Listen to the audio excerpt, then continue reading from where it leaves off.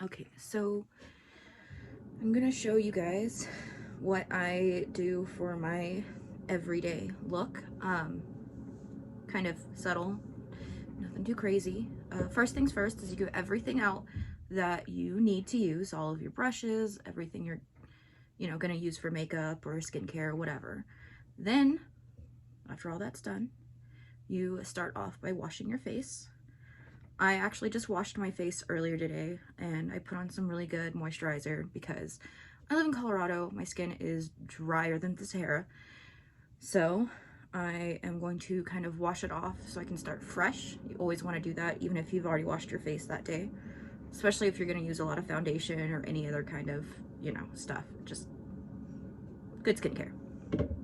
So I start off with these reusable little cotton pad things and just some of this.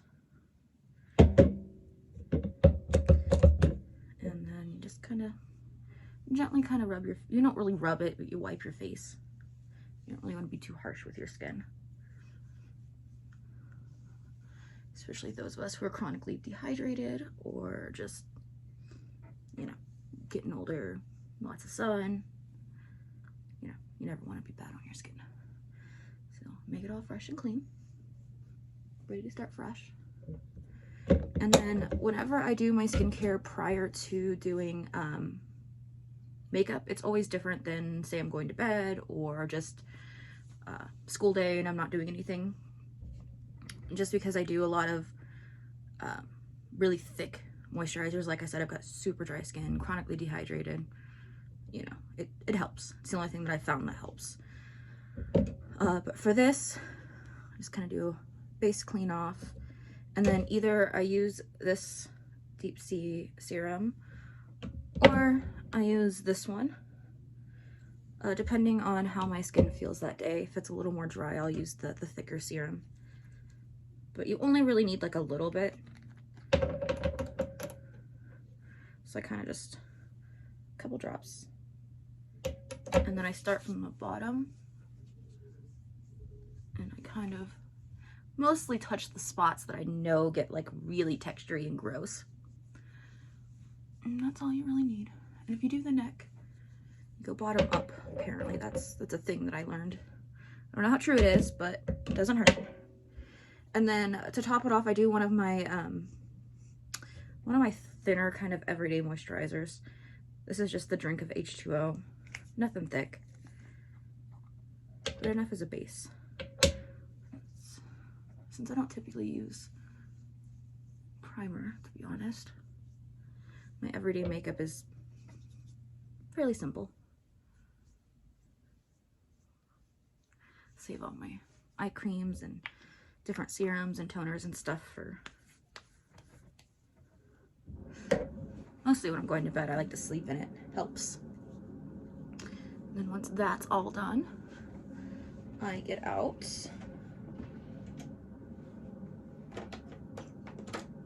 right now I'm using the mini size because I have so many of these and I'd rather use these than the full size. But it's just I don't know if you can see that. It's a tinted primer. Most of everything I have is Tarte. And then since this is just like a tinted moisturizer, you don't need like a brush or anything. You kind of just want to just a little bit. And I don't normally do color correction when I'm doing just my everyday makeup, just because no one needs to look that perfect just to sit around the house. And you want to start with the spots that you know that you need the most coverage. So like me, typically it's right here, and sometimes kind of in this area. And you just kind of rub it on like moisturizer, at least I do. I don't use a beauty blender, I don't use brushes, but typically just a quick little. And I love how it kind of makes my skin actually look a little dewy and radiant as opposed to like dry and splotchy like it normally is.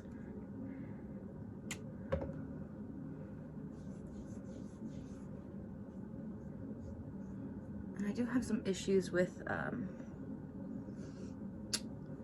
some pigmentation and dark spots around my eyes.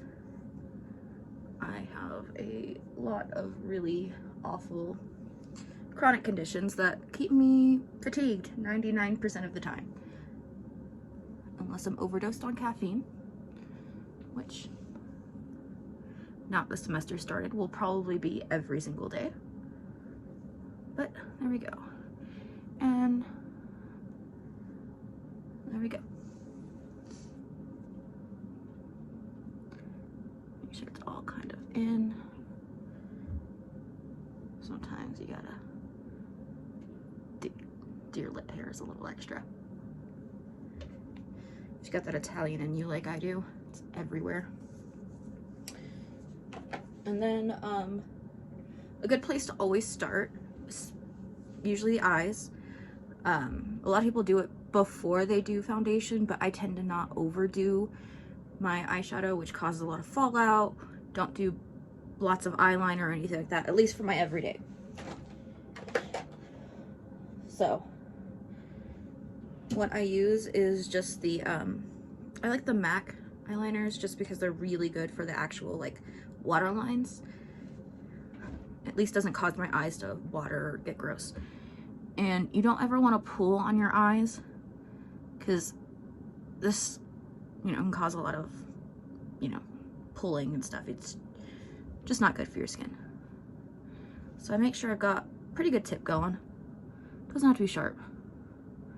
And I just kind of, I have no idea what this is called that I'm doing, but if you noticed, even if I just did that little bit, it helps my lashes look so much fuller without making my eye look super small that a lot of people overdo their everyday makeup.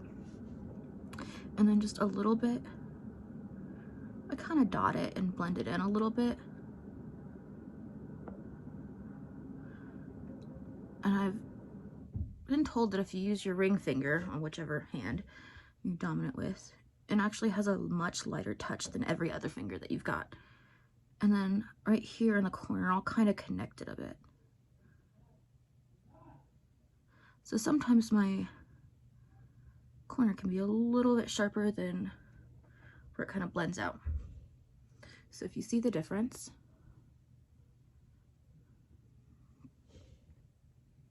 it just looks more finished. It doesn't look like I'm actually wearing makeup unless you know. And the other eye is always a little more tricky on me because I'm a lefty. So I kind of look away. But I've gotten used to knowing just where my, you know, where my hand is.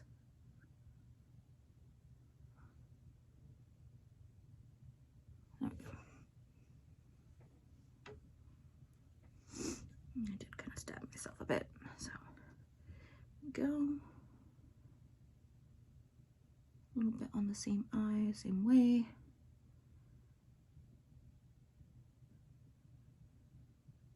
A little bit of dots. I don't really draw a line.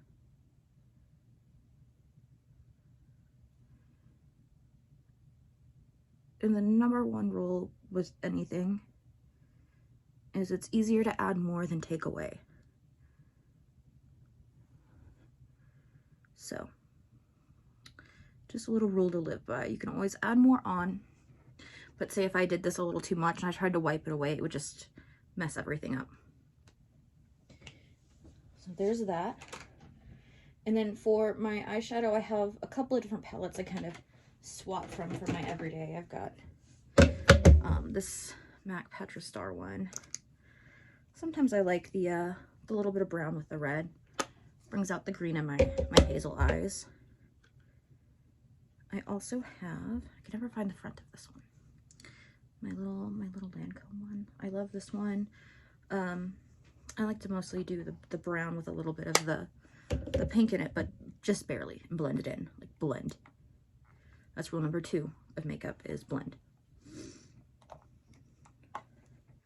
And then this other one I really, really like. It's this one. And it's got like 3 different kind of sets to go by. and you can mix them up however. I do like the red color. I do like the neutral, and then sometimes I do like the purple because that also brings out a lot of the green. So what I'm actually going to do is, I'm actually feeling this one a little bit today. So we'll do this. Number one, grab a clean brush. If you don't have one, just clean it off real quick, especially with eyeshadow. It kind of, I think I had green on here earlier, so it's good to make sure that's clean because I don't want to mix the green in with the brown. And then for my base color, I always just kind of do like, usually I don't like to do the lightest one, but this one's actually very neutral on me. So you pack it on, but then you tap off all the excess. And I like to like really get it off. And then, so you just kind of pack it on. You don't rub. So you kind of, and with a lighter color, I don't really focus on the outside because I'll go in with a separate color. And sometimes like this, when I pack it on like this, and another good rule, especially for eye makeup, depending on your, well, regardless of your eye shape, but because of your eye shape, you want to make sure that when you do eyeshadow and eyeliner, you do it with your eyes open. So sometimes I'll just kind of close it a bit to see kind of, to get it in there, but know where I'm going. Because if I were to do it with my eyes shut, I wouldn't have gone this far up. See? And you kind of want to go up a little bit so they can actually see. And then sometimes if it looks a little too harsh, grab kind of like a buffer brush or a slightly more plush eyeshadow brush and kind of buff it out a bit so it's a little more subtle. Which also kind of helps it get to the outside of my lid. So it doesn't look too much. And then I'll go ahead and do the same color on the other side in the same way.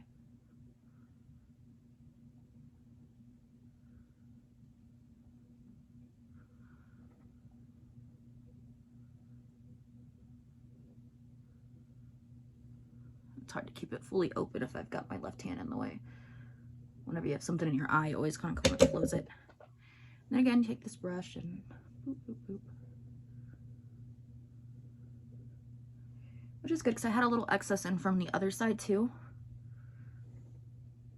Not too bad. And I almost kind of like that look, but I will go in with just a hint of this little shimmery color. And I'll take the kind of finer pencil side brush and kind of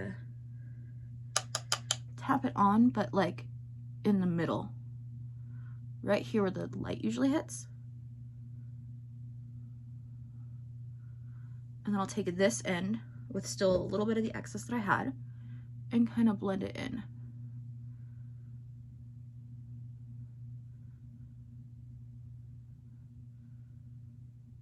And then I will also take it down just a little bit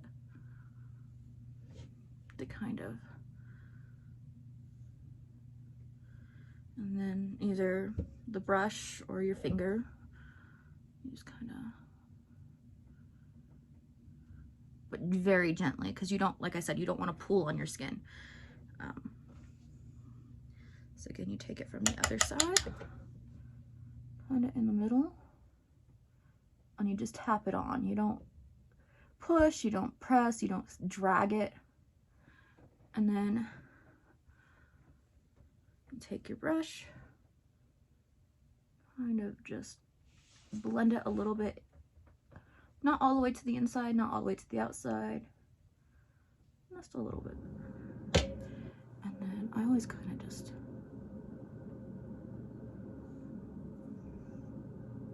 so much better. And then for mascara, depending on what you usually like, and it's another good thing to point out is that everybody has different kinds of lashes. Like I have kind of blonde-ish lashes, especially at the tips. They're actually pretty long. But as I get older, I'm noting that I might actually work with a little bit more volume just because they are blonde. And so you want to pick your mascara based off of the wand and not necessarily the formula, because they all kind of do the same thing. I like this one. My favorite was the MAC one that they got rid of not too long ago, a couple years ago maybe. It had the different wand for your lower lash line and your upper eyelash, and it was great. And it was great because I've got, again, really, really long nail lashes. And I like to kind of comb them out first. And if you kind of go back and forth, it kind of separates them a little bit. So if you do have kind of a wonky wand, it will help keep it from clumping just as bad.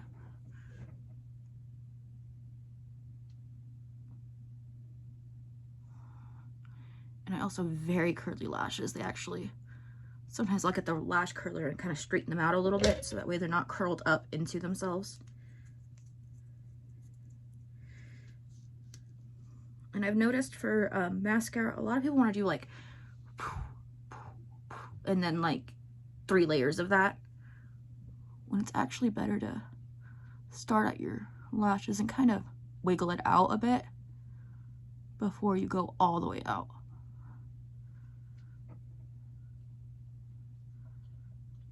And it just, everybody's a little different, and mine don't always come out the way I like, but again, it's those really curly lashes that I just can't quite get. So kind of like your brows, how it's very much the thing now to do feathery strokes. Kind of want to have the same thing going on with your lashes. See, now you're starting to see how long my lashes actually ridiculously are.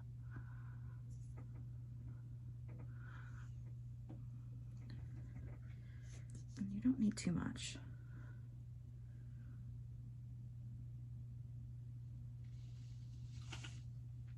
And if you go up like this, it's easier to see your lashes than if you're doing it down like this.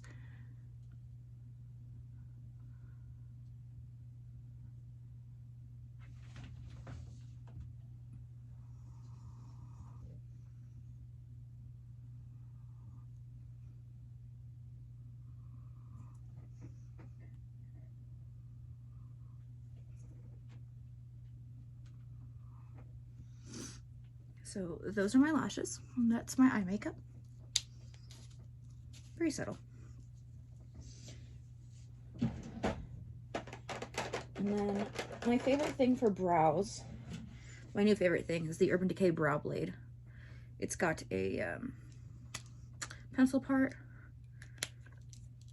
and then kind of like an ink stain kind of part. And again, kind of brush those bad boys out before you do this. Then I can actually get down to the skin. And if you do the tip too high on this, it will break off. So, and another good trick that I learned is you start with kind of like the middle and go down, since you don't want it to be too harsh right here. So, and I do have naturally dark blondish hair, so I do tend to use the taupe.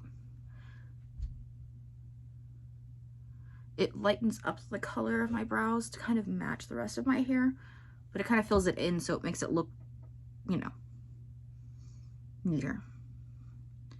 And then you can kind of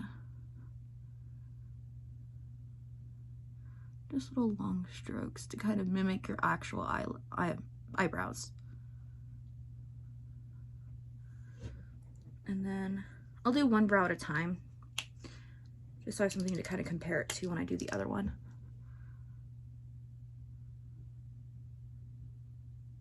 And this kind of helps. I don't ever wax my brows anymore. I am very sensitive to either the wax or whatever they use afterwards, but I've just haven't had good results in my adult times. So I kind of use one of those electronic kind of trimmers specifically for brows, and I kind of overdo it just because I am Italian. It grows in. The next day I'll have like a huge unibrow. It's gross. So I'd rather have to fill it in a little bit, have it patchy naturally, than just let it be gross. So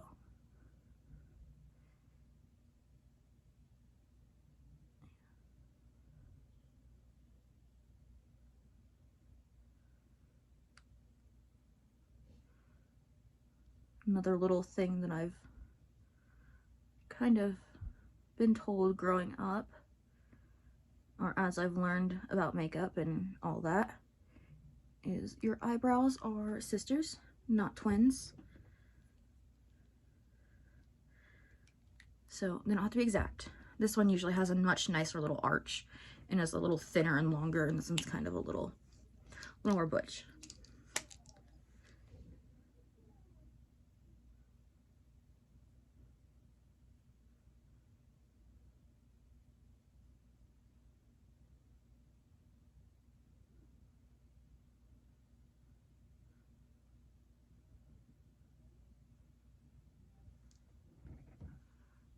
Right.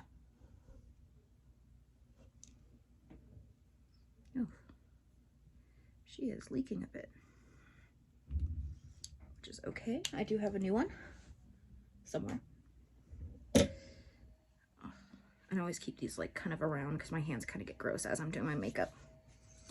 It's also good to clean off your fingers since you do use them to blend quite a lot.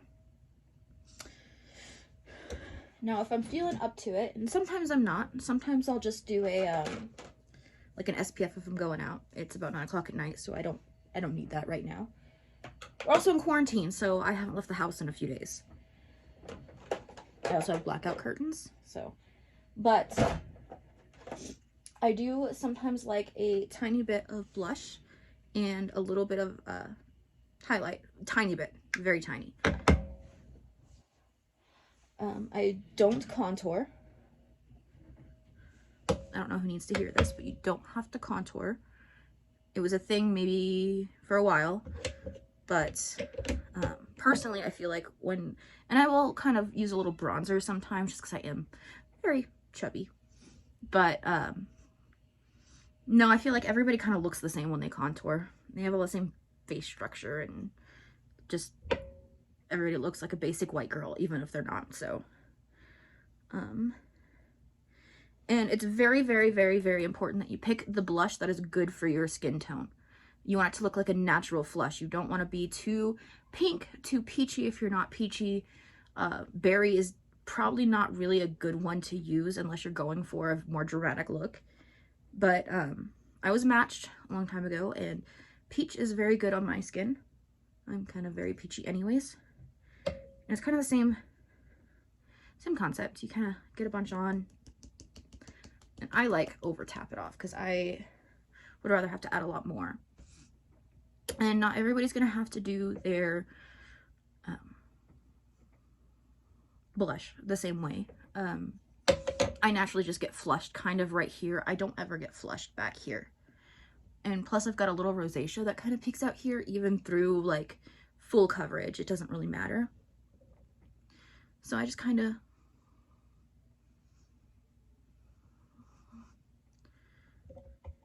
and again, it's always better to add more if you need it than to have way too much on there and look like you got sunburn.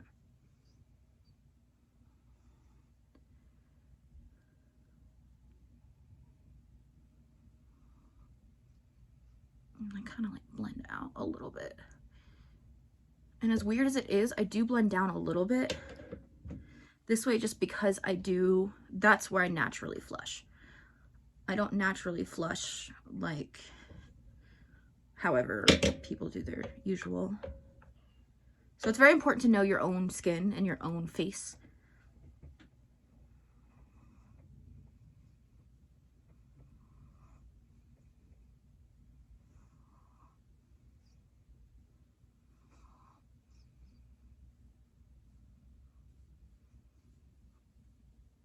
And I don't have any really on here anymore. So I'm just gonna kind of blend out everything that I just put on. Which again, was it rule number 2? Blend, blend, blend. Always blend. And then I will go in with a tiny bit of my highlight. And this is one of my favorites. It's one of the most natural that I have other than the MAC one. But since I have like insane lighting right now, I can actually see really well where the light does hit. So I kind of just go off of there.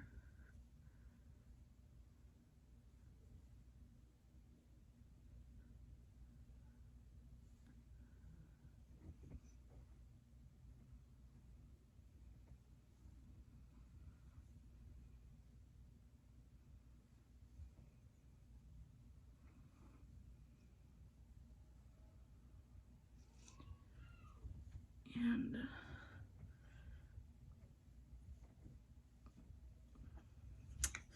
so there's that.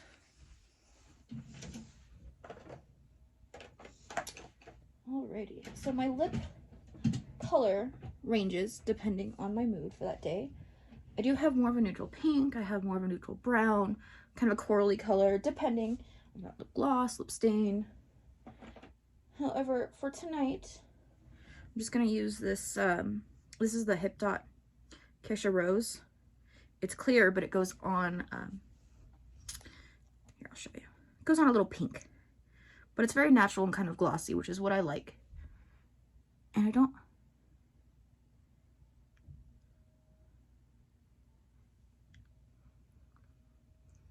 need to overdo it. And it has rose oil and a bunch of really good stuff in it too, so it's kind of moisturizing. But it does tingle, which is probably what causes the color, along with Lipstick Queen has one that's green, but it turns to kind of this berry-ish color on me. I actually have that somewhere in here too. And then to finish it off, no one needs a setting spray. I just like it because it feels good. It's refreshing.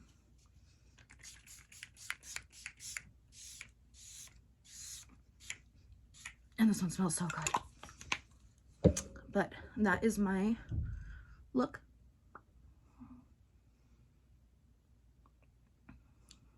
I'm actually very proud of how much my skin has gotten better with the Tarte skincare.